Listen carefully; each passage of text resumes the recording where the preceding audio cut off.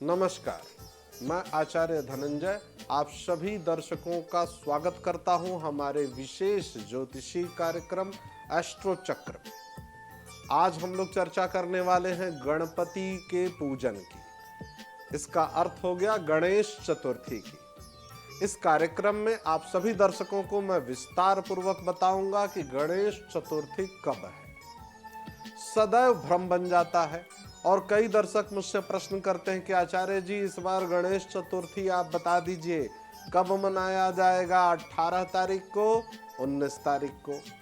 देखिए, तिथि की जो स्पष्टता है व्रत और त्योहार में वो बड़ी ही स्पष्ट है और लिखित शास्त्रों में स्पष्ट है। आज हम लोग इस पर भी चर्चा करेंगे। उनके स्थापना करने का मुहूर्त क्या है, पूजन की विधि क्या है, किस प्रकार से पूजन करें, कैसे इस प्रक्रिया का पालन करें कि हमें गणपति की विशिष्ट कृपा प्राप्त हो। सबसे पहले आप सभी दर्शकों को मैं बताता हूं कि गणपति का जो ये उत्सव है, जो कि कई जातक लगातार 10 दिनों तक इस पूरी प्रक्रिया का पालन करते हैं। कैसे मनाया जाए, कब मनाया जाए और सबसे महत्वपूर्ण बात कि कब है। भ्रमित नहीं होना है। जो अनुष्ठान होते हैं उनमें उदया तिथि का मान रखा जाता है और इस नियम के अनुसार अंग्रेजी तिथि में 19 सितंबर को यह त्योहार मनाया जाएगा। इसमें बिल्कुल भी भ्रमित होने की आवश्यकता नहीं है। 19 सितंबर को गणपति का उत्सव आरंभ होगा और इसमें जो विशेष शुभ मुहूर्त है, वैसे तो ये पूरे दिन मान्य है, इसमें कोई भ्रम नहीं रखना है कि आचार्य जी आपने जो समय बताया है अलग किसी पंचांग में ये आ रहा है। ये विशेष शुभ मुहूर्त की चर्चा होती है। जब उदया तिथि में कोई अनुष्ठान होता है तो इसका अर्थ हो जाता है पूरे दिन मान्य। क्योंकि ये अनुष्ठान है, ये विशेष पर्व की व्यवस्था है, तो इसमें आपको ये जन्म उत्सव नहीं है कि आपको उन नियमों का पालन करना है। ये अनुष्ठान है गणपति का, तो इसमें आप बिल्कुल बेफिक्र होकर के 19 सितंबर को आरंभ करिए और अपनी अपनी क्षमता के अनुसार। ये बंधन बाध्यता नहीं है कि आचार्य जी हमें भी 10 दिन रखना होगा यदि हम मूर्ति स्थापित करें, नहीं, ये कोई बंधन बाध्यता नहीं है। अपनी अपनी क्षमता के अनुसार कोई जातक 3 दिन रखते हैं, कोई जातक 5 दिन रखते हैं, कोई जातक 10 दिन रखते हैं। ये आपकी अपनी क्षमता है। पूजन का विशेष मुहूर्त क्या होगा? प्रातः 8:03 से 12:53 दोपहर तक विशेष शुभ मुहूर्त है। इसका यह अर्थ नहीं है कि फिर इसके अलावा जो है वह अशुभ है, यह भ्रम नहीं पालना है। जो गणपति की मूर्ति स्थापित करनी है और पूजन की विधि, ये बड़ी महत्वपूर्ण होती है। देखिए, सनातन धर्म में कोई भी पूजा, किसी भी प्रकार की विधि करने के लिए सबसे पहली चीज क्या करनी है?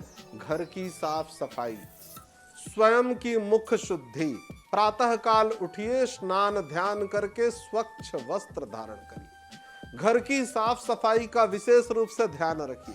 भगवान गणपति की स्थापना करने के लिए एक कोई आसन, चाहे वो लकड़ी की चौकी पर लाल रंग के वस्त्र बिछा करके ही आप तैयार करिए, उनके लिए एक आधार बना लीजिए और वहीं पर मूर्ति या चित्र स्थापित करिए।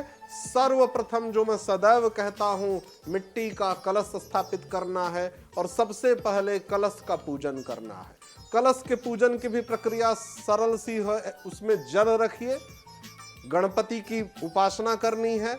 जल में अक्षत पुष्प और थोड़ी सी दक्षिणा डाल दीजिए, उसको ढक्कन से ढक देना है। रक्षा सूत्र से जो वो कलश है उसके गर्दन पर वो रक्षा सूत्र लपेट करके उसको बांध देना है।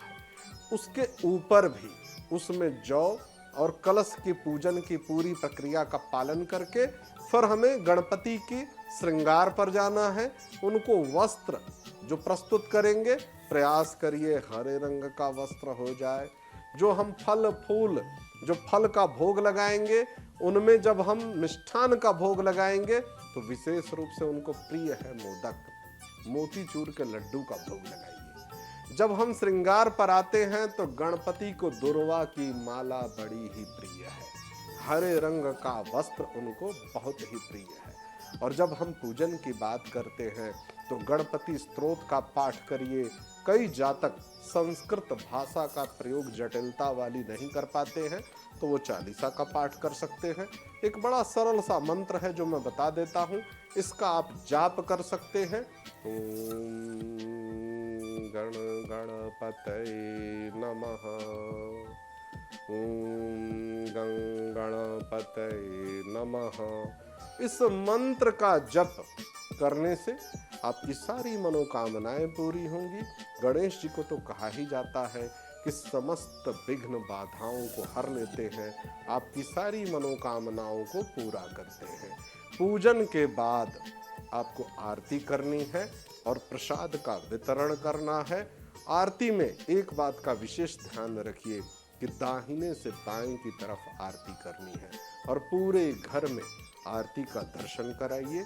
इस बात का विशेष रूप से ध्यान रखिए कि शौचालय में आरती नहीं ले जाया जाता है। जानकारी के अभाव में कोई भूल ना हो और तत्पश्चात आप प्रसाद वितरण करिए और फिर से गणपति को आवाहित करिए कि सदैव अगले वर्ष आप आते रहिए, आपकी कृपा हम पर होती रहे। आज के कार्यक्रम में इतना ही।